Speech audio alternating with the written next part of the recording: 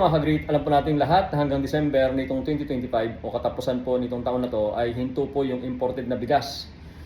Pinahinto po ng Presidente ang imported na bigas hanggang December. Magandang balita po yan. Pero ito po ang totoo niyan.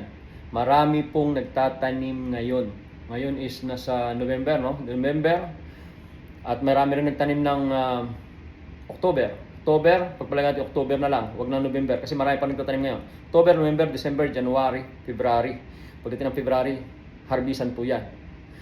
At kung mag-i-import ulit ng January, hagip na hagip po niyan yung mga harvest ng January, ng February, ng Marso.